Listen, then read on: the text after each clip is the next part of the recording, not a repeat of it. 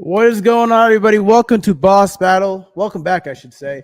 Episode 31, we have Futureverse here. We have Aaron McDonald and Shay from the Root Name Service, CEO of that as well.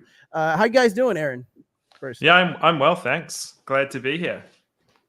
And how you doing, Shay? Doing great. I'm really excited to be on the show.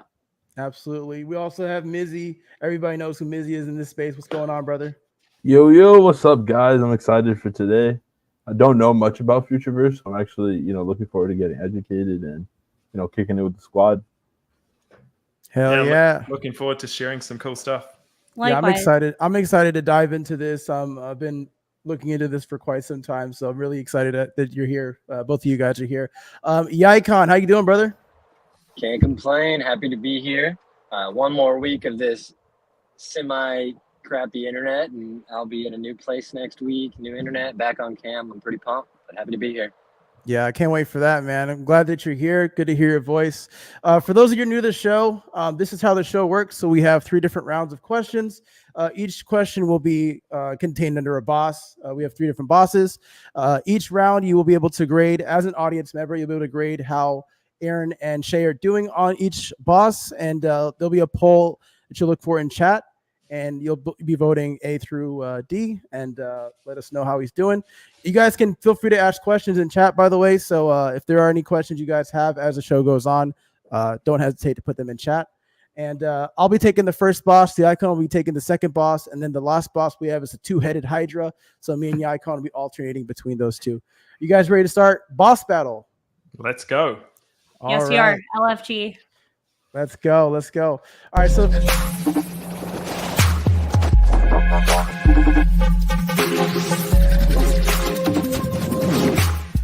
Forgot that I had that little promo that we made. First question, we're just jump right into it. What is Futureverse? It's a loaded question, so there's a lot of questions here. And why should users come to build in Futureverse? Currently, there are a few options for this experience. Why should a user choose yours over a competitor?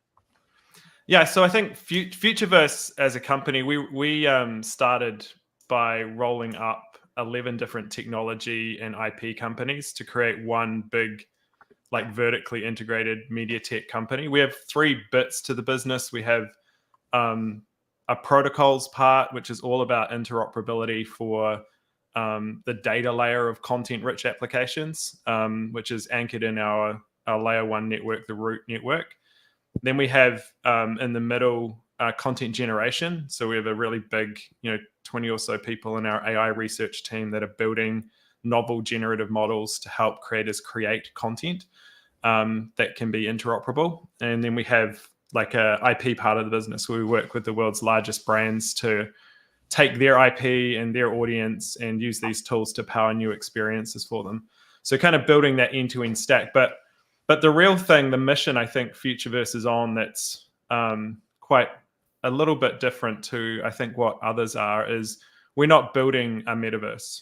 We're building the tools to make the open metaverse real. And I think the notion that you can fit everything that a user would want to do, every kind of experience that a brand would want to create, all the different kinds of IP into one giant thing, one giant application is a flawed notion by itself. And so being able to create the things, the experiences with the tools and the engines and the platforms and the content you want to create, but have those interoperable for users, either at that data layer or at that content layer, is something that we're really passionate about, really strong in terms of technology, and I think leading the market in a lot of ways.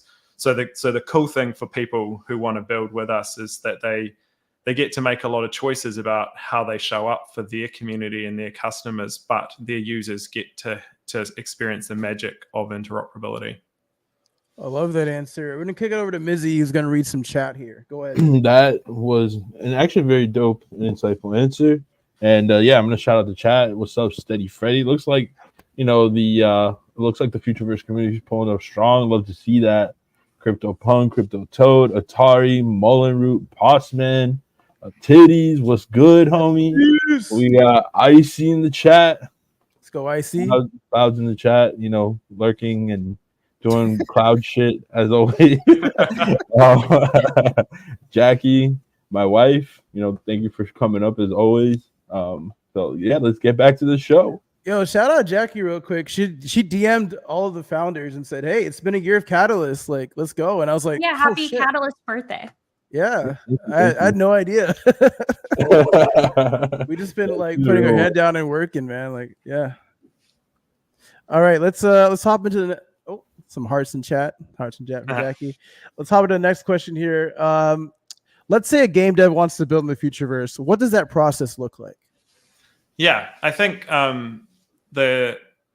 like we said earlier, there isn't an app you go and build in necessarily, although that will be an option for people who want to go down that path. It's really about the tools for interoperability. So if you're interested in building something that can leverage those tools, whether it's the data tools for enabling like identity interoperability or social graph interoperability, or the data and oracles around gaming interoperability, or even at the content layer, creating interoperable wearables or avatars or environments, then those are the kinds of things that we help developers do, and we can help them with the tools themselves that we have. And there's a bunch of projects, I think over 50 projects building with us now using those tools.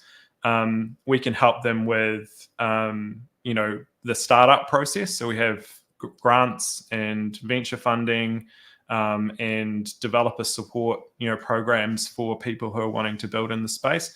We can help connect what they're building to the world's most loved IP. We have brands across fashion, sports, media and entertainment, celebrity and culture, music, that they can go and start to integrate their application, their content, their experience, their game with that stuff. And then we have distribution. We're building a brand new kind of game distribution platform powered by the Ready Player One IP. And so we can help them find customers and audiences for the things that they're building too. Awesome. I love that answer. I do want to invite Shay, if you have anything to add in any of these questions, feel free to jump in, for sure. Yeah, sure. Aaron's a tough act to follow. But I guess I'll jump in on the question about what is Futureverse. I think Futureverse is where the future happens. It's the tech stack that enables the interoperable open metaverse. Like Aaron said, it's not the metaverse. And Aaron actually posted something yesterday that I think was really powerful. And building a platform or a blockchain or anything like that is hard, but building a platform that others can build on is orders of magnitude harder.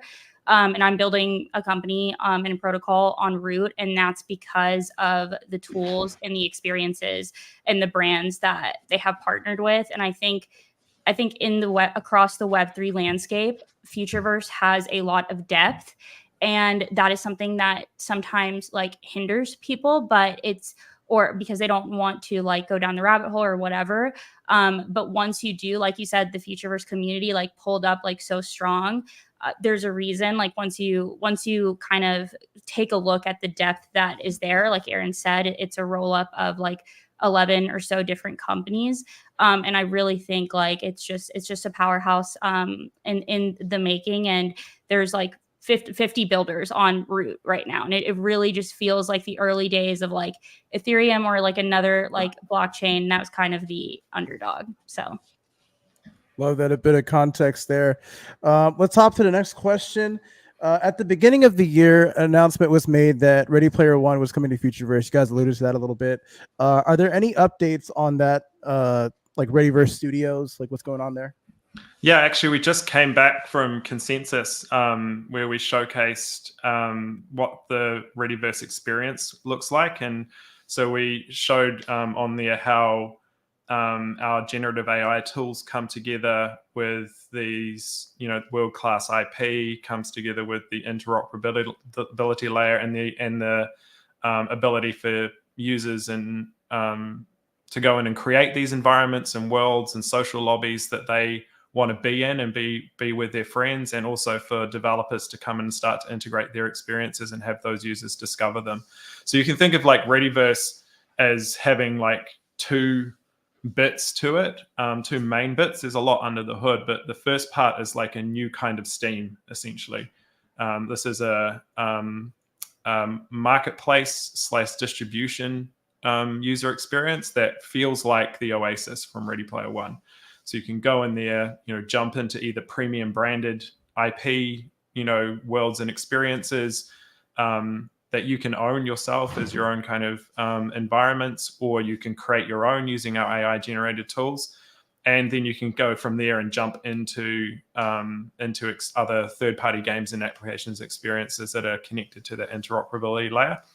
And then we have Open, which we released the first trailer for at South by Southwest earlier this year. And Open is the kind of hero title in the Readyverse. It's our Fortnite, I guess you could say. It's a AAA battle royale, progressive knockout battle royale format based on the same kinds of ideas as Ready Player One, and has multi-mode, multi-biome, multi-character support, built by an outstanding all-star AAA team from the big studios. So looking forward to showcasing more of those throughout the year. As we reintroduce more trailers around how gameplay and environments are working, more brands and IP and Hollywood studios that we're working with to bring that IP into the space, gameplay mechanics, token mechanics, all of that kind of stuff sharing throughout the rest of this year. Now, I'm gonna ask a selfish question here because I don't see it on the list here. So when you say Ready Player One, that's like the big VR kind of thing, right? Yeah. Are you guys targeting the VR market as well? Maybe for that game, maybe for another game? Like, what does that look like? I think VR is an experience we definitely want to support in the Readyverse.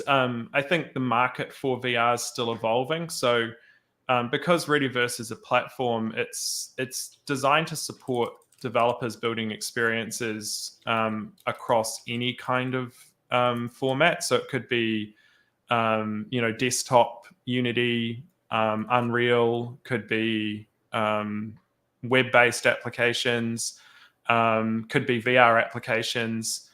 So that the platform itself is designed to be agnostic to the user's hardware. No doubt, though, VR is an important part of the Ready Player story and aesthetic. And so we'll be looking forward to integrating exciting VR experiences as part of that too.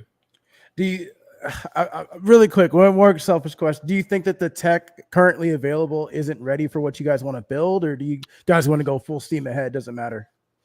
I think the tech hasn't been there to build what really and truly is the open metaverse. Okay. And that's why we pulled Futureverse together. We assembled those 11 components of Voltron to create this company that was an expert in multiple complex intersecting domains. And that hasn't happened in Web3 before. There isn't anyone else out there that has those boundaries mapped out and is working at those intersections to create that true open metaverse experience.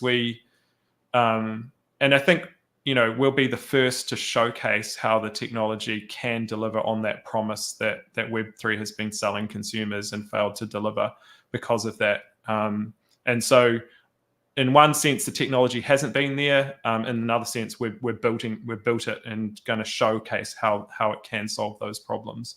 And so we hope to kind of demonstrate that through these big brands and show gamers, that they can have great stories connected with, world-loved and world-renowned IP, creating these new magical gaming product experiences that they haven't been able to do before. Love the answer. I'm just I'm a big fan of that movie and also the books. So yeah, love seeing that vision coming to life. Let's move on to the next question here. It's the second to last question and the first Real quick, just to interrupt. Wanted to shout out, Souls. What's up, them? Always great seeing you. Appreciate the flowers, and yeah, they are talking to Ready Player One. Now I remember Futureverse because I actually remembered reading that article. I was pretty excited about it.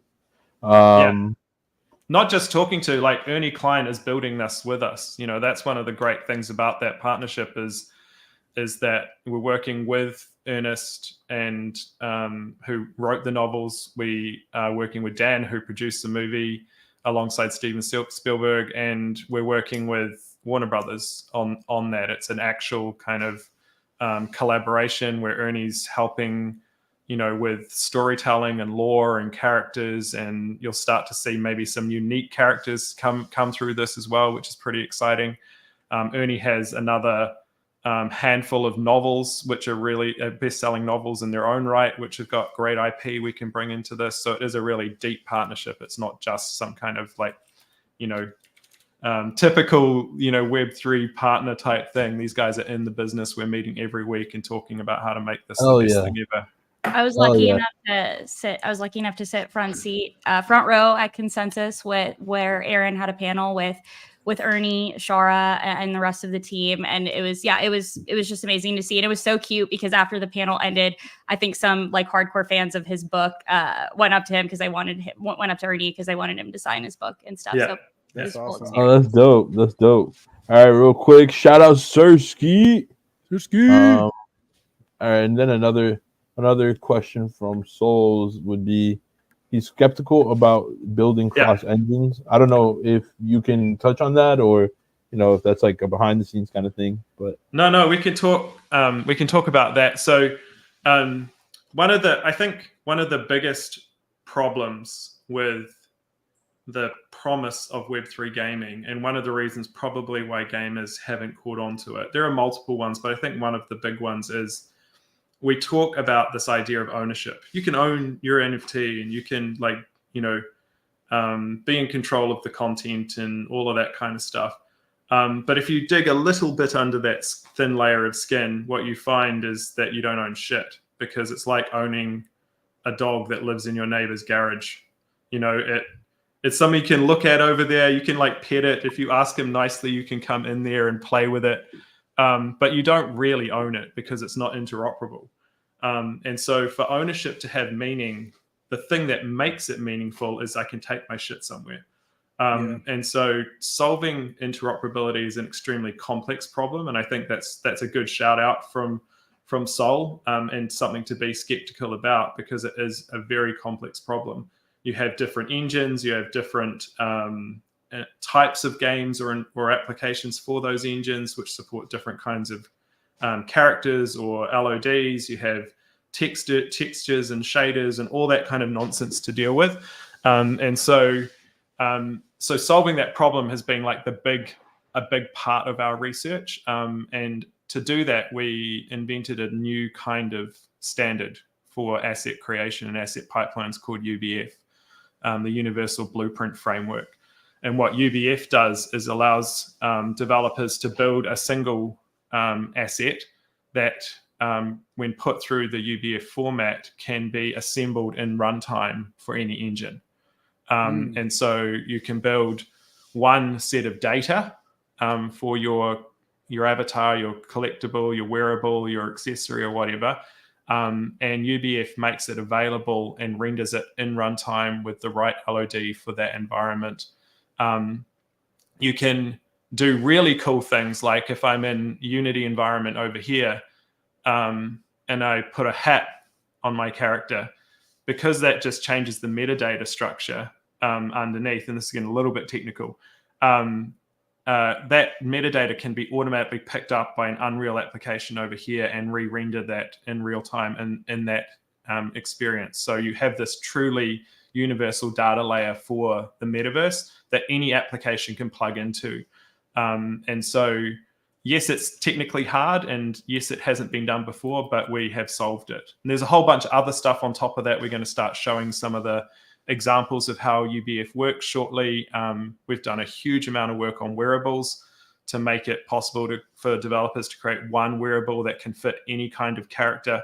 These kind of quite complex technical problems for interoperability are the things that Futureverse has been working on for the last wee while, and why we think we're ahead of the pack in terms of creating this platform that will realize that vision and that dream.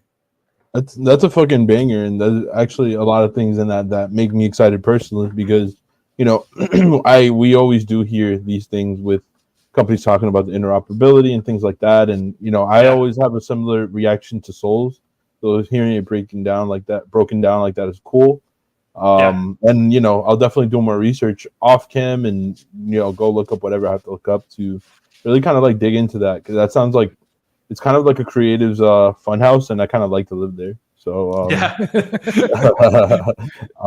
and real quick, we're doing a giveaway on Twitter, guys. I'm actually giving away claim drop spots to an upcoming 404 TCG that I'm friends with called Jutsu. So if you retweet this, this stream, you'll be entered to win it. We're also going to be giving away some spots to Providence.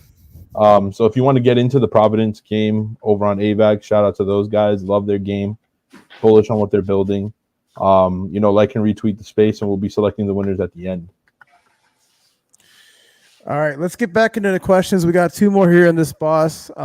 Let's get right into it. Congratulations. I don't know why it started like this, but congratulations on the recent Reebok partnership. How many? Who's laughing?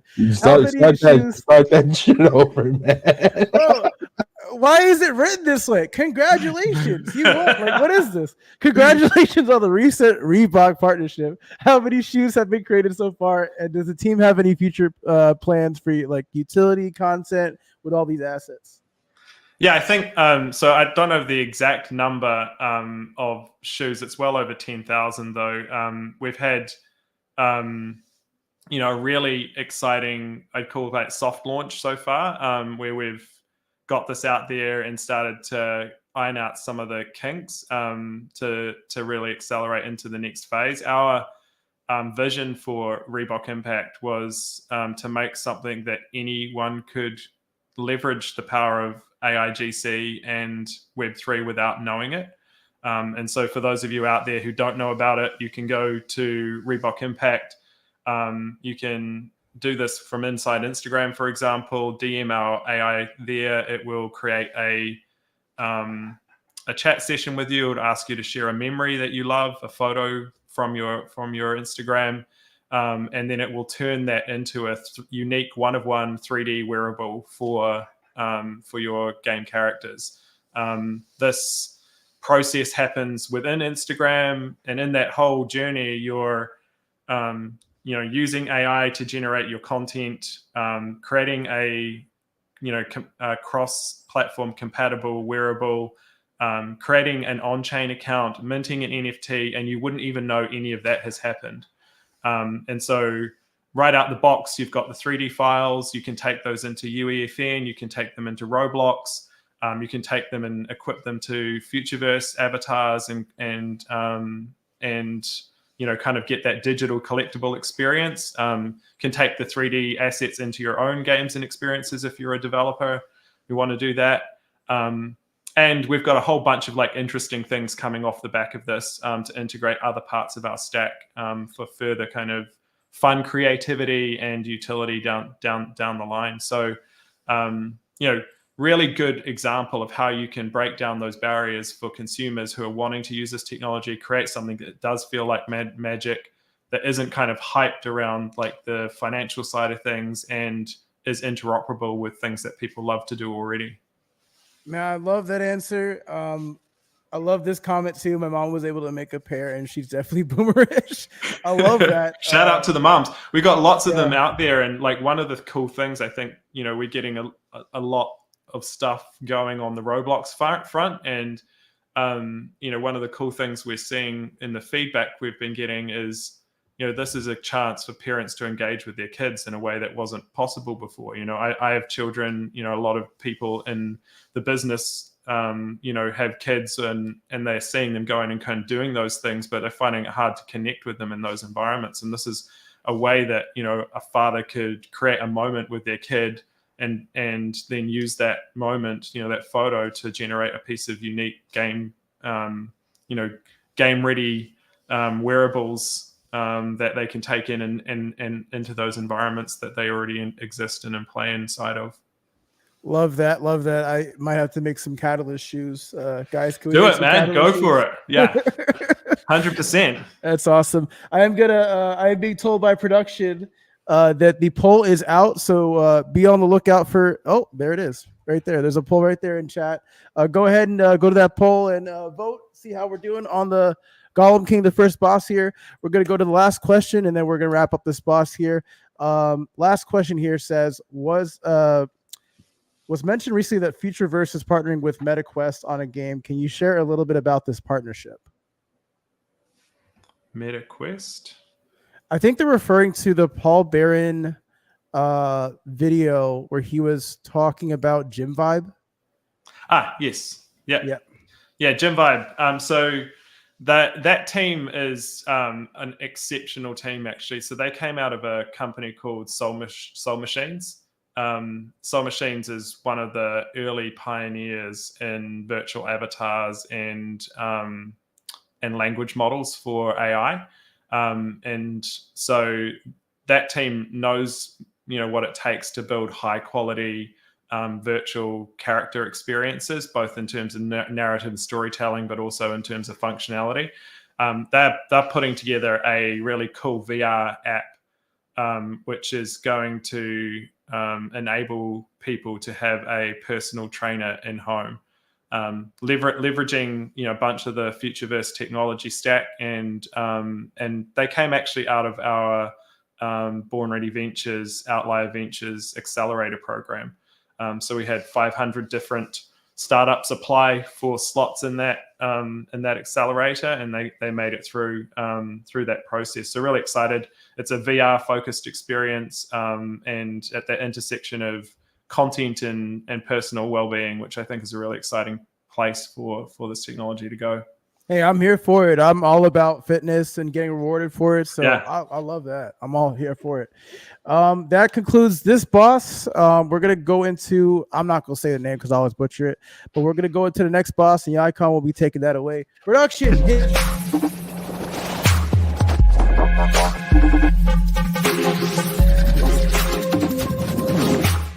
Actually a mini game within the show where me and production fight, and I usually lose. W production team.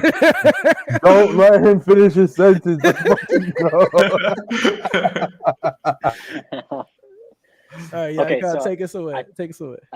I think I know how to settle this. It's Cerberus, but if solo leveling comes out with its English dub, they fight the Cerberus in that. So they'll say it. That'll settle what it's called. So I need we've some been outside struggling. help for sure. We've been struggling. You know what? Go watch Hercules. It's the best Disney movie. Cerberus. Oh right there. yeah, Hercules.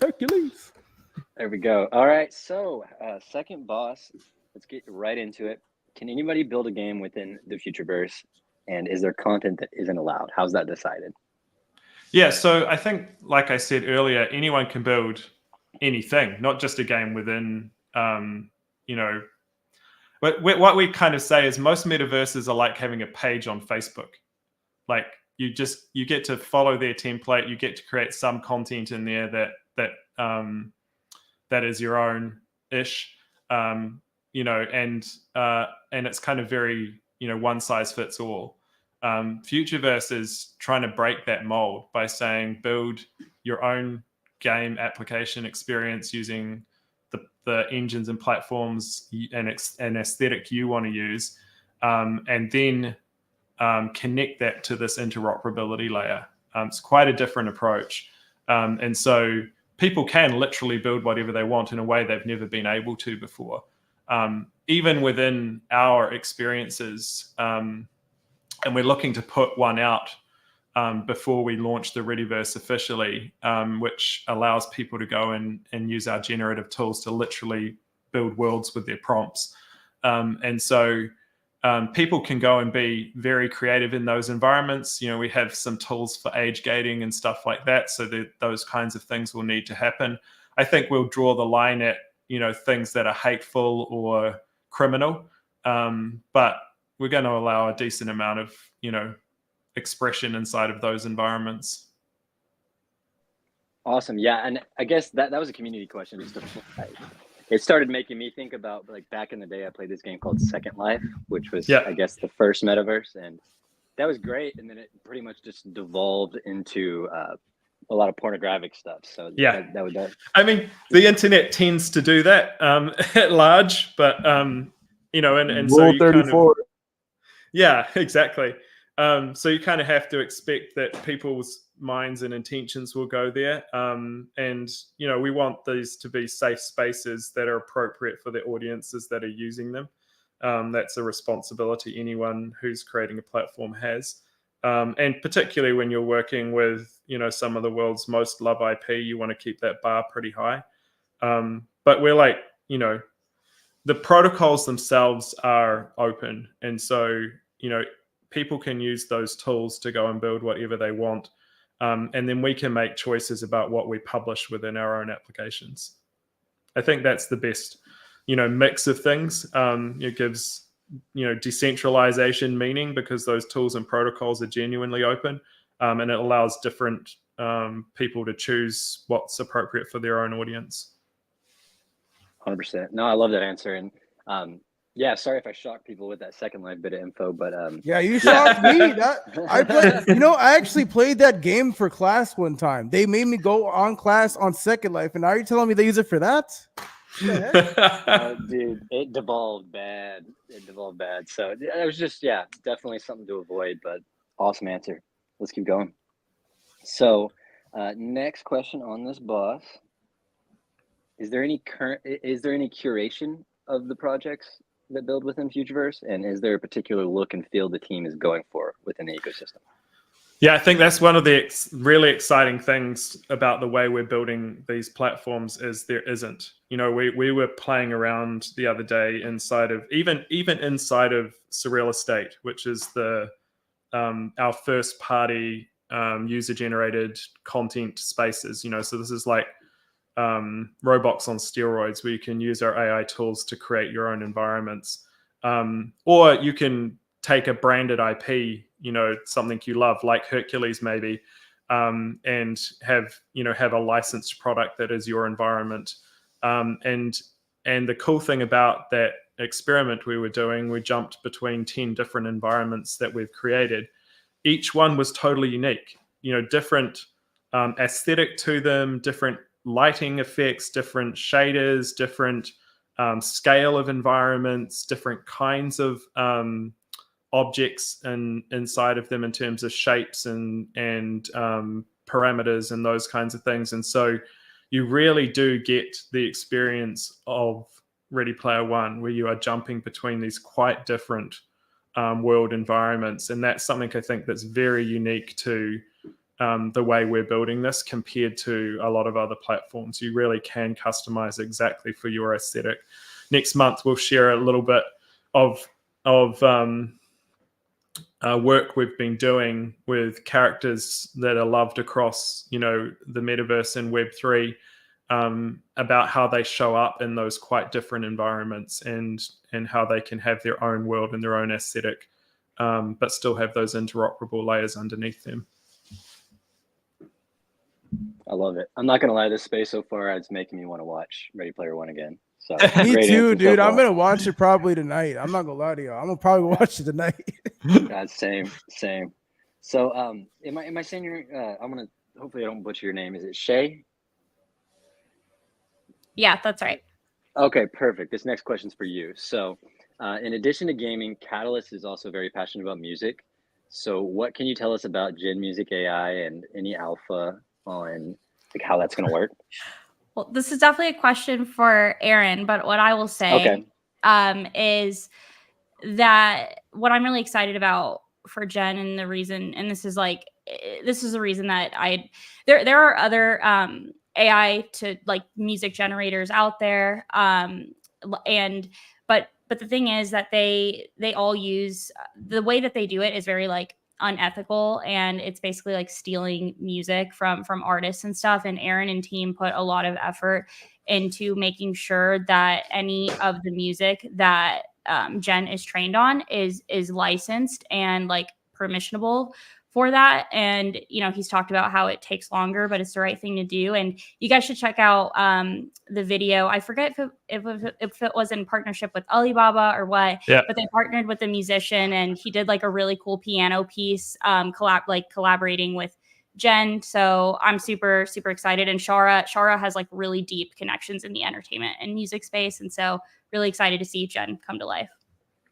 Yeah, and you don't have to wait long. Gen's launching this week, and we're really excited to get it out there in the hands of people. This is Gen Alpha, and we've got, I think, 9 weeks of big product improvements on the roadmap after Gen Alpha launches. It is the first ethically trained full diffusion model out there, and so we're really excited both to launch that from a technology perspective. We think it's the best research in the space, produces very good quality music, and as Shay said, we've done it without having to steal data. We're getting very good results from what I suspect is quite a bit less training data from the people who've gone and ripped this content off the internet, but quality higher in some cases, and comparable in many cases to what they've done. So it's a big moment, I think, for AIGC in general to show that it's possible to do this stuff the right way, and produce a really good product at the same time. And we're excited to see how the community goes about using it, how developers integrate it to their games and applications and experiences, and doing that knowing that the content they're creating they own, and they're not going to get sued down the track for doing it. Definitely turn notifications on, because I think the next 2 days are going to be very exciting. So they're on for sure. I'm a big AI enthusiast guy. Like I don't know if you guys see my bio, but I have a AI musician on my bio. So right, awesome. It's a little joke, but it's a little serious too, because I have made like actually decent songs. And I did want to point out too, Ramen is also using Suno, so like he listens to his own music. So we do have some AI music fans here. We did have a question in the audience about this topic, and it said, will users be able to create music in Roblox with the new DJ experience? Watch this space. Stay tuned. Stay tuned for more. Mizzy, do you want to bring something up? No, that was it, man. Okay. Sorry. Back to you, Icon. My bad. That's probably. Yeah, I think it's a really important. Sorry, I was just going to say it's a really important thing for people who want to do it. Especially if they want to take it for more than a meme and turn it into something they use in a product or as a brand. The risk is real that lawsuits are coming down. Not real. It's actually happening. Lawsuits are coming down the funnel for these platforms. We all know what happened with Napster. At some point, the government said, whether you agree with it or not, that they'll go after individuals who use those platforms. And so, you want to be on the right side of this, I think. And if you have a choice, between using a product that has been done ethically, respects creators and the music industry, and one that doesn't, then I know where I'd make my prompts. When it also has the Warner Music Company behind them too, maybe. Fish in there. I just want to say real quick, like in a space with art in Web3 that has like such a stigma around it, and where there's just kind of the stigma around founders and companies sort of being grifters and doing things like unethically, and a lot of that stuff, like it just, I really admire that the approach that the team is taking. And it's just I think it's like a really big deal, and definitely something to like pay attention to, and something to celebrate. It really is best of breed on both fronts. I think like bringing together the world's best AI research.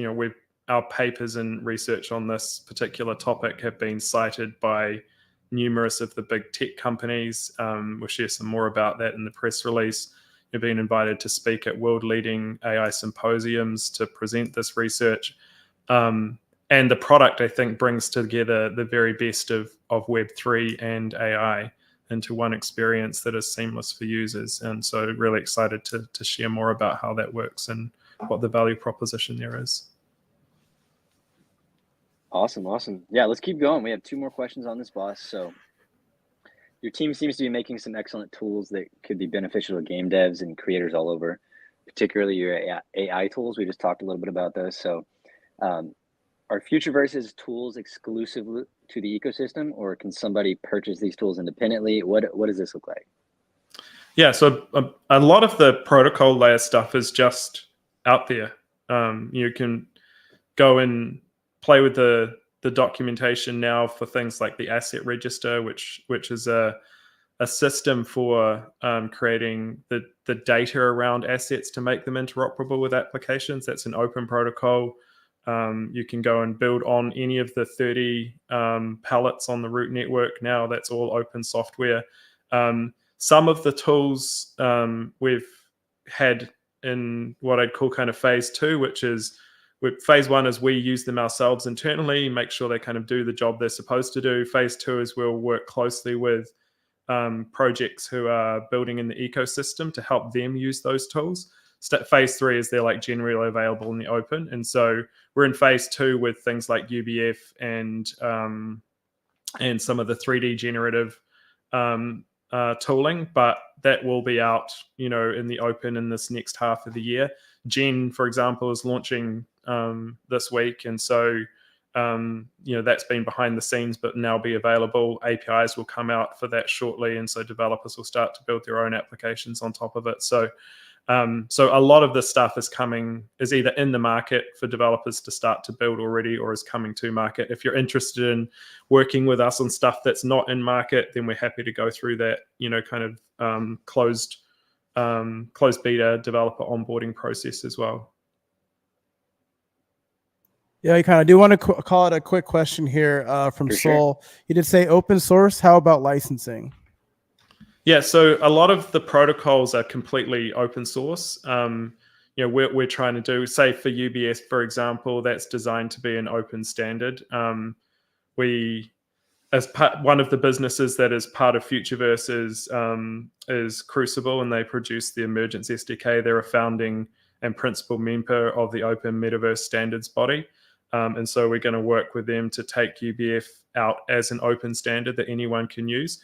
But what we want to do is create tools on top of those protocols and standards that we monetize. So, become experts at using those tools and providing those tools to developers to go and build their applications on top of. If developers want to build their own tools on top of that, then they can too. Just like Shay has done with some of the stuff on the root network, she's gone and built a business off the open protocols, and we're now integrating her product into our applications and experiences. # built on root. Yep. Awesome. All right, now I got a heater for the last question. I'm surprised this isn't on twin-headed Hydra. So can you tell us a fumble the team has suffered recently, an activation, release, or announcement that admittedly the team could have done better? That's a tough one. We're always learning. I think one of the things that we probably didn't take advantage of as well as we could have was when we did the launch of the Third Kingdom collaborations. It's a really tricky thing to do to get,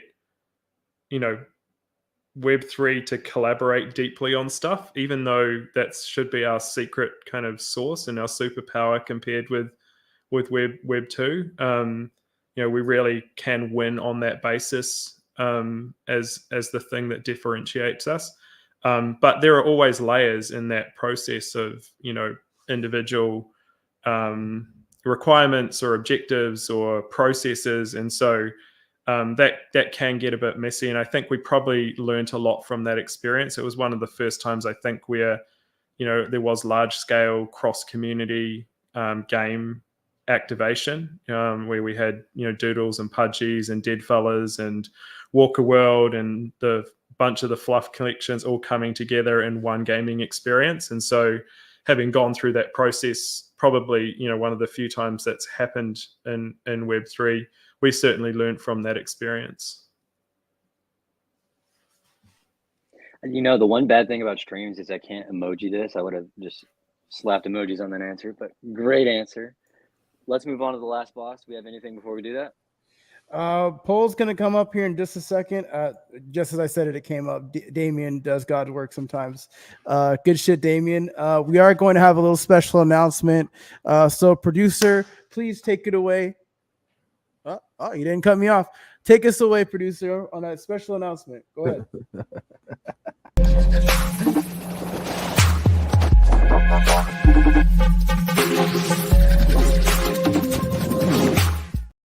Yeah, so I'll let Mizzy talk about what we just saw on the screen. So go ahead, my brother.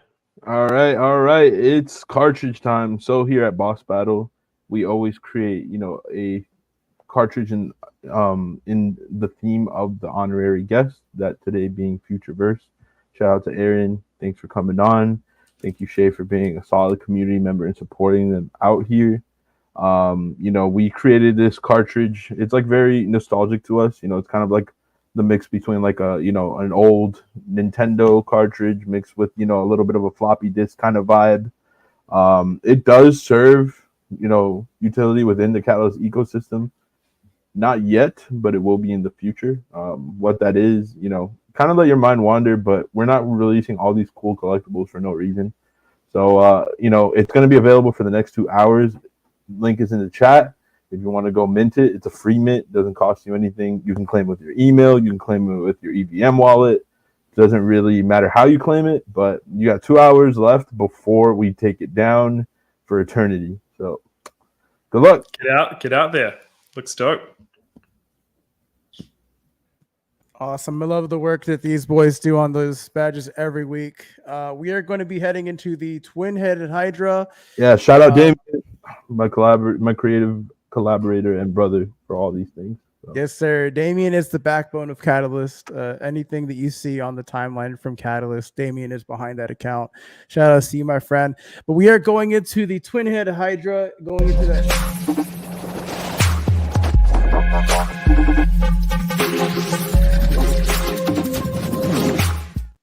Damn, I was mid-sentence that time. Laughing my butt off. Oh my god. W production. We were 3 for 3 today. Let's fucking go. You know that this was okay, production. He laughing right now. I know he is. He's like, I think secretly he didn't want to be on the panel today, so he could mess with me. That's what I think, Clouds. But anyways, let's just hop into the first question here, I guess. So far, what would you consider your flagship project, and what has the most potential to bring in the most amount of users right now?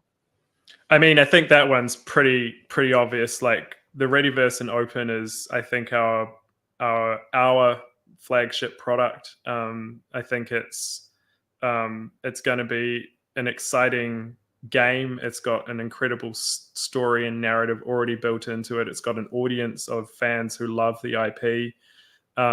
It's been built by, a really incredible game team, both on our side at Futureverse and our partner studio, Walker Labs, where we've got the world's leading technology for interoperability. We really can create that magic moment for consumers coming in and seeing what the power of ownership can be. And so really kind of excited about that. I think if you look out the landscape in Web3 gaming now, there's a growing list of exciting projects that are producing some quality stuff, which is really great, but Open stands out above those in the fact that it's the only AAA experience I know of being built with AAA IP that the world already loves.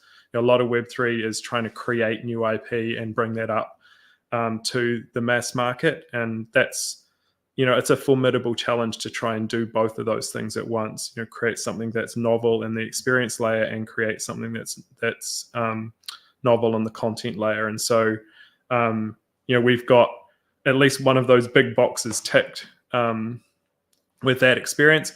I will say though, there are other enormous brands and IP building on the Root network and with our tools their own things, which could have equally big effect in terms of onboarding users. And some of those ones coming out in the next quarter or so are going to be really, really exciting in terms of the numbers.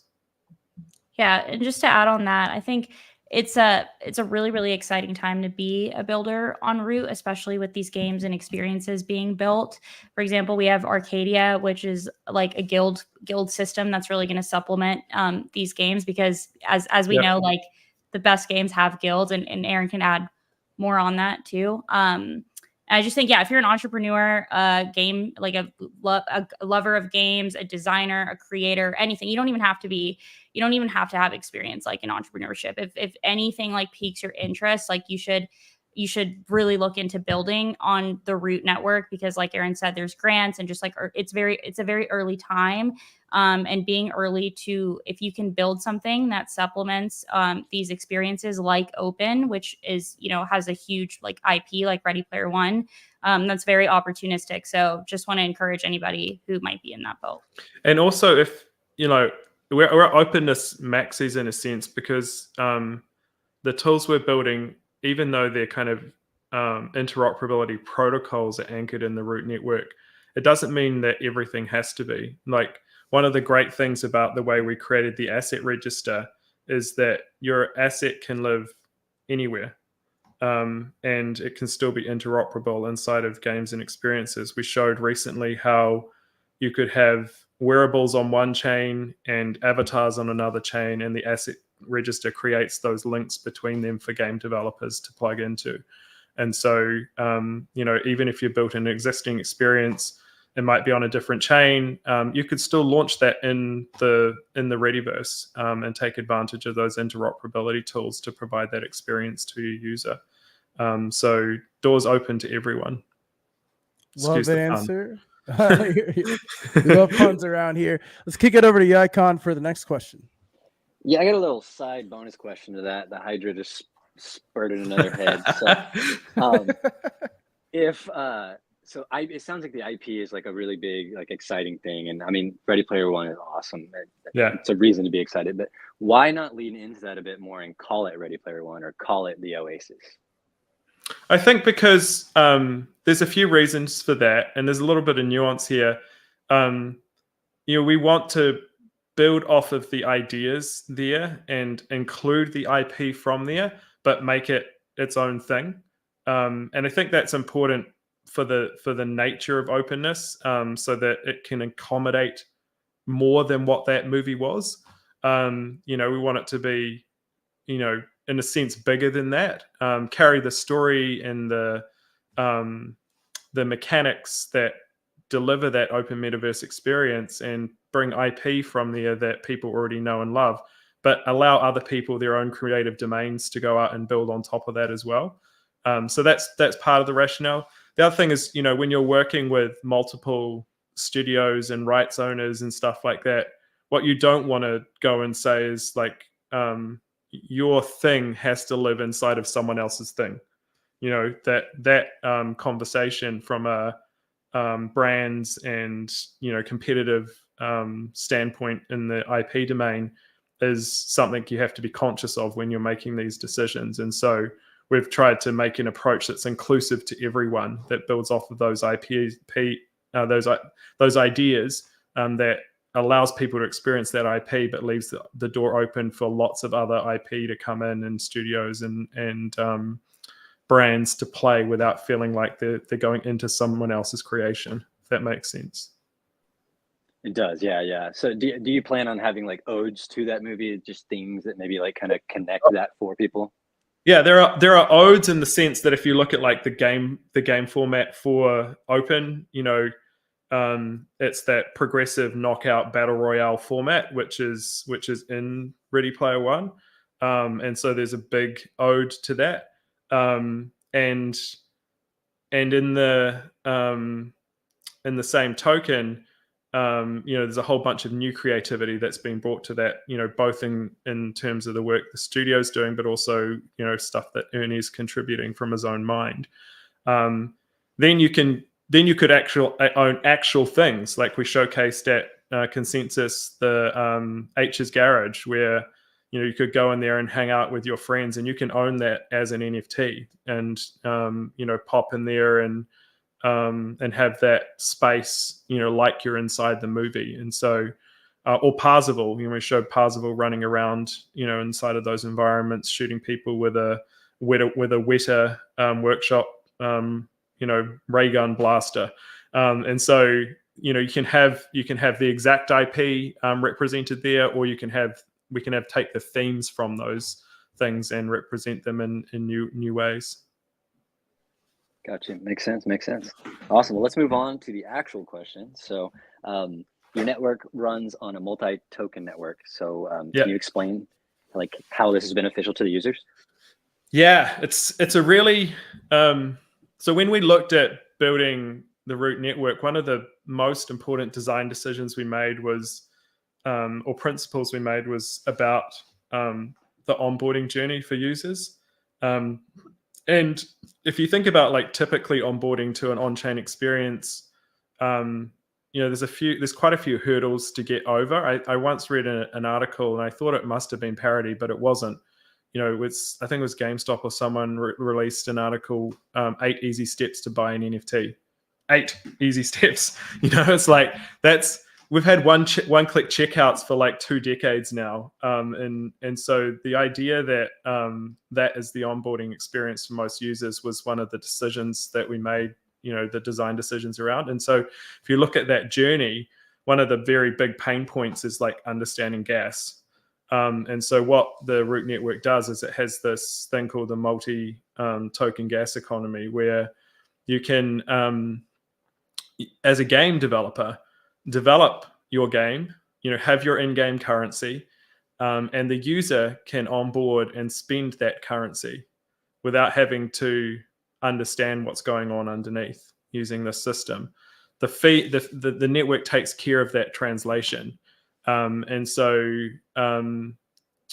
developers can provide that user experience that is contained within their own application. And the onboarding experience for those users can be super smoothed out. If you leverage our Futureverse SDK, users can come on. There's a native smart wallet runtime in the network. It's not a smart contract that sits on top of it. It's part of the core network that allows things like delegations and permissions and provides a safer experience for users who are bringing assets with them. Or creating assets on chain or buying and trading those things. You can do that with your email address, with your social media accounts. And so all of these principles have been designed to create, that smoother onboarding and safer onboarding of users.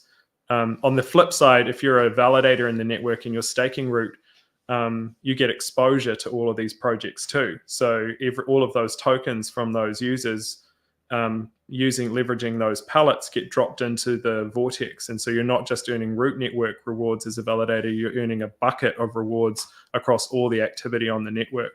So as that grows over time and more stuff comes into the vortex, you'll get this kind of nice like basket or index type exposure to what's going on, which can smooth out, maybe returns over time as the different themes and applications take off or go down.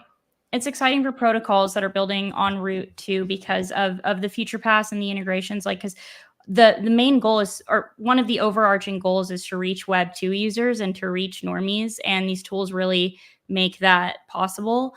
And something that we're looking at with RNS is possibly integrating fiat payments, and like the conjunction of the Futureverse dashboard, the fact that you can make a Web3 wallet with your email and your social and not even know it. And then if something like fiat payments or multi-token gas economy is there, it really just opens the door and removes those hindrances for Web2 users. So anybody who is building something or wants to build something where they're not just targeting Web3, the Futureverse tech stack is really exciting for that. Amazing. Let's move to did Hado just drop? I think Hado did just drop, yeah. Man, your answer was so good. Knocked off one of the heads. One could say he wasn't very rooted. So no, I love the call out to just like the ease of everything kind of being under the layer. I have an example. Like my dad recently wanted to play a game on his Xbox, and you had to connect your Ubisoft account to it. Mm-hmm. And he had so much trouble with it that he spent $70 on a game and just decided that he wasn't going to play it. So yeah, definitely making things easy is even I went through recently, we got a Switch at home, and I went through the onboarding experience, and I had to do part on web, part on the console, different experience for the payment, like topping up my account. It's actually pretty disjointed. And so the opportunity to provide that slicker experience exists. And I think for people who are inside Web3, it already is kind of slick, because once you have your assets in your wallet and you're inside, you can actually jump between things relatively seamlessly and transact relatively friction-free. But that initial hurdle of onboarding is the thing that really kind of stops, I think, a lot of adoption. All right, I don't know what happened. I got kicked out of the space, but I'm back here. What did I miss? Why do we keep everything? You missed everything. Look, everyone that comes on our stream say space, so I'm saying space now. Okay, I'm sorry. It's a stream and we have a chat. Come on, man.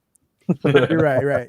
But we're still on a space technically. This is a 3D space, if you will. But where are we at, Icon? Are we done with the question? Icon, is he there? I'm struggling to get off mute, but yes, it is. Back to you. All right, cool. Let's hop into the next question here, and I think my chat has been reset. So if I miss any chats, Mizzy, please let me know. I don't think it's working properly. Let's hop into the next question here. Something was actually just dropped in the chat. Oh, cool.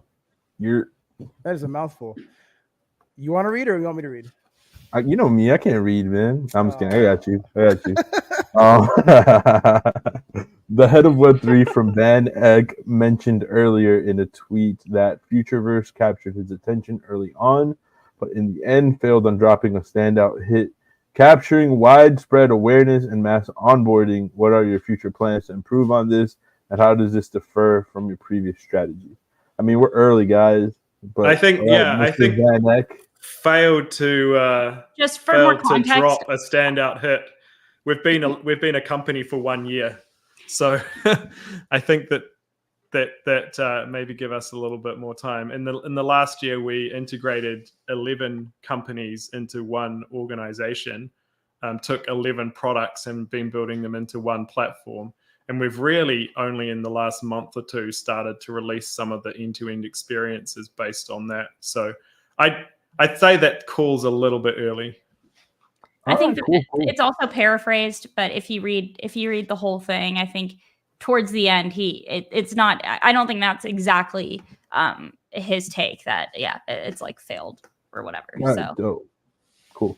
Well, thanks for. But it's a real challenge. You know, I want to acknowledge the fact that it's a real challenge, and it's a thing we still have to prove. Like, I wouldn't by any means say that that's a box that's ticked.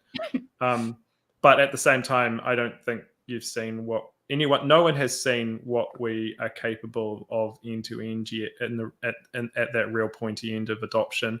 We've teased a little bit with what we put out initially on the Reebok front. I think people can see that and expand on that user journey and see where that goes. But even that, we haven't even started marketing yet. So I think the pros is fair, that there's expectation there, and we're confident we can deliver on that expectation. Web 2 games take like years and years to build, like these franchises and these ecosystems. And so I think we're right on time. And a lot of the feedback that is given, I gather, is stuff that Futureverse is already building, or like that's in the pipeline but hasn't been like talked about yet. So I think gotta trust. Yeah, and it is one of those things that the external expectation on how fast this comes together versus the reality of building some of these complex systems is often just disjointed. And that's a thing for all the builders out there that I know they share, that people like in their heads imagine that this stuff happens faster than it does in reality. But that doesn't mean it's not happening. And I think if you look at over the last year, the work that has been done in the midst of bringing these organizations together, and the product output speaks for itself. And if you're looking for like early indicators of success, product velocity is high. We've launched over 30 products and experiences in 12 months time. There isn't a single, Web3 gaming or NFT company out there that can compare to that. We have, I think, crossed a milestone in terms of product market fit with the developer ecosystem. It's extremely hard to build platforms. It's orders of magnitude harder to get other people to build on your platforms. And so now with 50 builders already building and a couple hundred in the pipeline that we're working with, we've crossed that boundary. And so let's come back to this question in a year's time. I like that answer. Let's come Clip back in a that. year's time. Let's go. Clip that shit. Let's go. Let's move on to another question here. We got 3 more before we close out the show here. There has been a stigma with current Web3 metaverses as being empty, lackluster, and this ultimately being the reason for a lack of UA. What is user acquisition? There you go. You knew it. I didn't know. Within these ecosystems, how does Futureverse plan to change this narrative? Yeah, and it's a really fair comment. I think there's multiple kind of nuanced answers to that, but I'll go back to what I said earlier, which was Web3 has not shown the mainstream gaming audience what is magical or different about Web3. And they haven't done that because the thing that is different, ownership, has no meaning. And it has no meaning because interoperability doesn't exist. And so if you can deliver interoperability in a fun way, and you can make the onboarding experience for those users simple and smooth, and you can ground your experiences in fun and not finance, then we will cross that boundary. The notion that that really took off in people's minds when the metaverse hype cycle happened was that people intuitively want that. They intuitively believe in this idea of interoperability. They intuitively believe in the idea of an immersive internet experience. But what they got handed was not that. And so, it's our mission to turn that around by showing, fun experiences with IP you love and stories you love, and the magic of ownership delivered through interoperability. And if we can knock that bastard off the fence, then we've achieved our goal. But I think we've kind of opened the door for everyone else out there to take that experience and deliver that through the Web3 technology to others as well. It's a very interesting phrase you said there. Knock that bastard off the fence. I might borrow that from you. That bastard's getting knocked. That's my rural New Zealand background coming through. Got it. All right, I'll pass it over to Yicon for the second to last question. By the way, guys, the poll is up. Put a little bit more time on there, so don't worry, don't rush to the poll, but please vote. Go vote. And also, don't forget, retweet the space. We're going to be giving away some Jutsu claim drop, some Providence codes. Fucking go. And yeah, kicking it to you, Yicon. Awesome. Yeah, this is a cool last question I get to ask. So I want to ask about the Future Pass Decentralized Digital ID. So how many signups have you guys had for that? What's your opinion on how successful it's been with onboarding, etc.? Yeah, I think it's kind of related to the point we made earlier. It's early days. We just released the social sign-in capability for the first time in the last couple of weeks. I think overall we've got 500,000 odd Future Pass accounts created.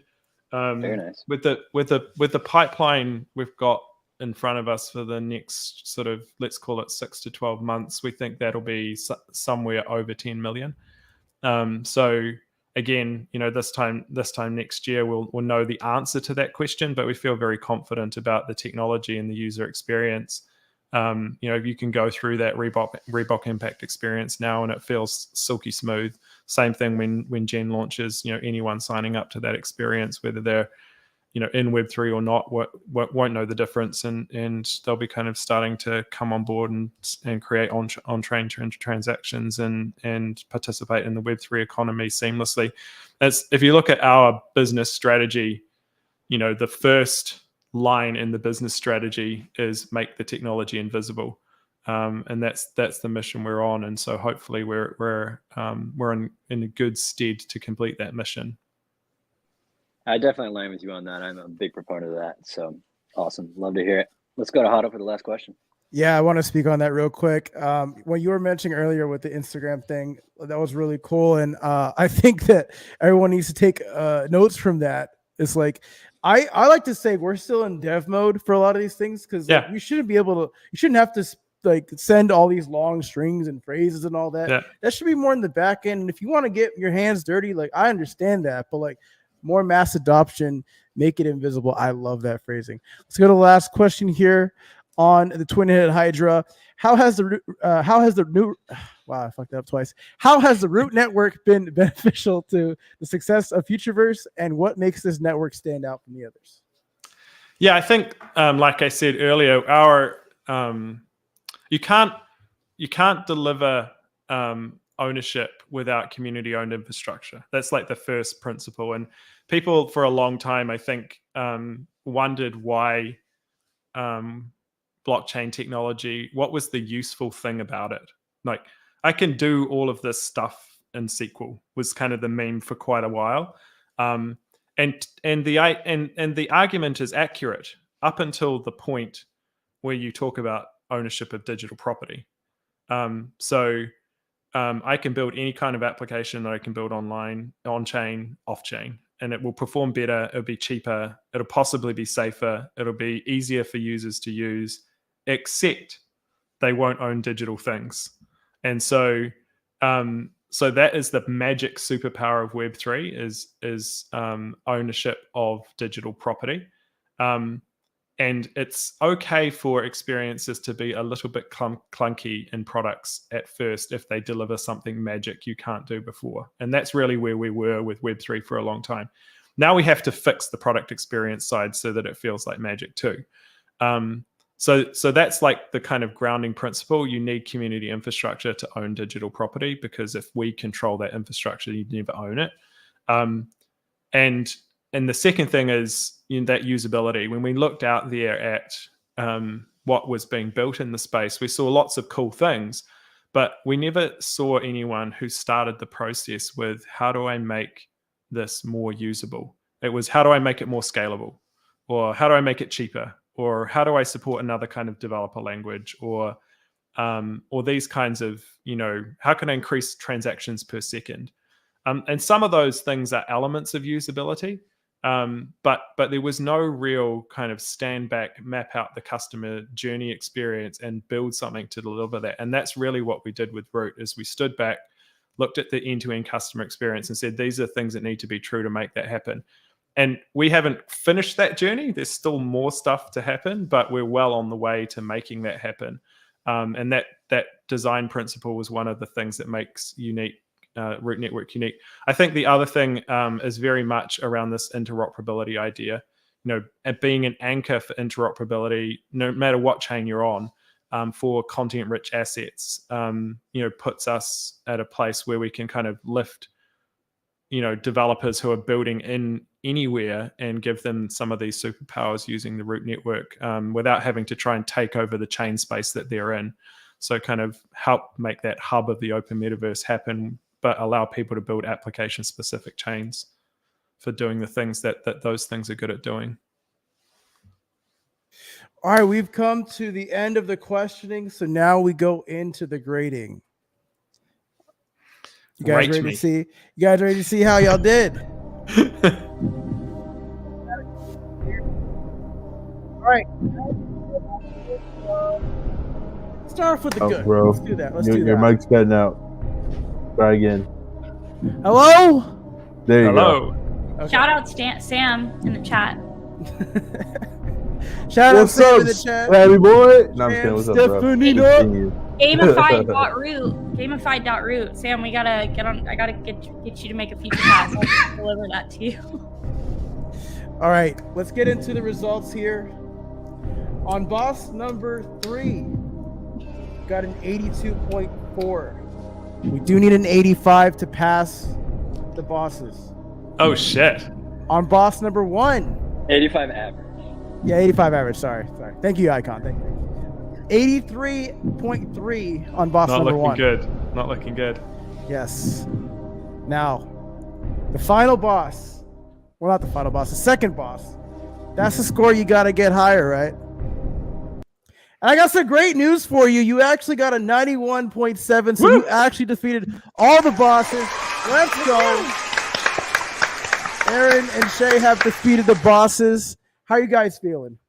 No, stoked. What'd they score? 86 out of 100. Close one. 86.6. That's close. Cutting Damn. it close. Yeah. There were some tough questions. Yeah, there were some curveballs there for sure. But Mizzy, what have our winners won today? So you guys have won the boss battle trophy. That is going to be delivered at a future date. And again, Awesome. Similar to the cartridges, it will have utility within the Catalyst ecosystem. Once we start delivering the trophies around the space, we'll reach out to you guys and let you know exactly what it comes with. But stay on the lookout for it. Congrats and well done. And let's figure out how we can work together. Like bring what you are building into the Futureverse ecosystem. Into for the sure. Ripple. Let's talk, man. Yeah, Sam. We should make a list, but official list where we roast people, but there is a list of people that have failed, and it's been getting pretty long lately. I think I know the next outro video I'm going to make. I think I just got inspired. Thank you for that, Sam. Yeah, this is the end of the show, guys. I hope you guys enjoyed today's live stream. Thank you, Aaron and Shay, for coming on today. I just want to say before we end the show, Hotto, thanks so much for having us. The origin of this, I actually met Hotto at Consensus, and we met at Trap House. Shout out Shrapnel. Trap House is always a vibe, but he heard me from across the room talking about Futureverse, and he's a big XRP and Ripple maxi and fan, and he walked over to me and he was like, "Are you talking about Futureverse?" And that one conversation led to another, and it led to this space, and so love that. And I just want to say, I got my start in this space as in Web3 gaming as a CMO of a Web3 gaming company, and I have so much love for this community and for all of you guys. I think this niche and this culture within Web3, there's something really special here.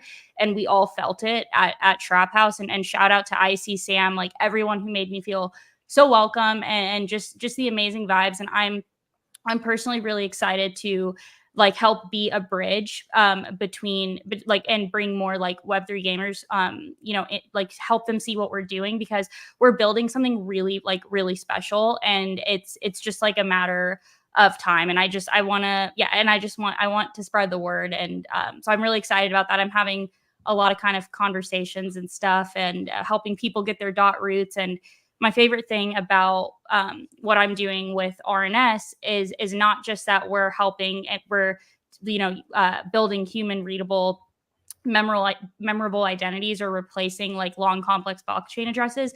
My favorite part and what I'm most excited about is the fact that we're going to be integrating into these experiences and these games, and working closely with Aaron and team to do that. It's so much deeper than something like ENS, and gaming is a big part of this. And so I just want to say I'm really excited, and thank you guys so much for having us. And Consensus was awesome, and I'm excited to get more involved in the Web3 gaming space. So watch this space and keep an eye out. Absolutely. And I want to give Aaron the same chance to, talk about whatever he's got going on, and then we'll close this out. Yeah, I mean, I think the big thing to watch out is for Gen. So DGens out there, get yourselves ready. Come and have a play. Tell us your experiences, how we can improve the product, and really exciting kind of second half of the year as we ramp into some of these really, really cool experiences and products and IP. Thanks for having us on. The format's amazing. Love it. It was so good. I'm just glad I survived and wasn't eaten by the Hydra. So let's go. Shout out to my community members for voting for me. Thanks for everyone. Sometimes the community lifts you up, man. Thanks for everyone that pulled up. And sometimes they don't. Yeah, sometimes they really don't, man. Sometimes they kick you in the dirt. It gets brutal out here. You guys. It's just all passion. I think as a founder in Web3, you just have to learn to roll with the passion, and the passion comes in all forms. And you take the time to listen. You might not always agree, but you probably will always learn something, even if it's just how people are feeling. It's particularly vicious when the markets do their thing, and a lot of that's out of the control of people in the that are building this stuff. But in the end, if your vision is strong and your product is strong and your experience is strong and your community is strong, you'll prevail. That's ultimately what will happen. And so, shout out to all the founders who have to put up with the passion on both sides, but also shout out to the community for being passionate. Yeah, Absolutely. I love it. So thank you everyone for showing up. I'll let the host finish in a second, but I'm gonna be playing X Define in the Catalyst Discord in like 30 minutes or so. So you guys want to pull up, pop some motherfuckers in some lobbies. I guess I'll pull up. I think Clouds is gonna be in there as well. Siege. So there's gonna be a squad of us running some X Defiant in a little bit. Web 2 adoption and whatnot, because we actually create content here, so we'll actually bring in the Web 2 gamers as well. That's the whole point, as the whole X Defiant movement of what we're doing at Catalyst right now. We want to attract more Web 2 gamers into our ecosystem and show them this tech in like a really chill kind of way. We're gonna announce those giveaway winners in a minute, and kick it over to the hosts. See you guys later. I do want to give Hato a chance just to talk, since Clouds chose not to be up here to defend himself. So who's better at X Defiant? Between who? Between you and him. Between me and Clouds? Yes. I'm going to say me. Like, it's not a question. Like, I know Clouds is going to say, listen, brother, in his Cuban accent, because I can't do it. But look, I am the headshot king, and he hits his shots sometimes. That's all I'm going to say. We'll leave it at that. All I'm saying is, at this point, it's a battle for second behind Ramen, because Ramen's been kicking all our asses. I could beat Ramen in 1v1, bro. Stop. In a 1v1, but he's been like, I don't know what he's been doing in some of these lobbies, but I'm just like, bro, what the fuck is going on? Yo, let's carry this into the Discord. This has been a great episode 31 of Boss Battle featuring Futureverse. Thanks for watching, everybody, and we are out. Peace.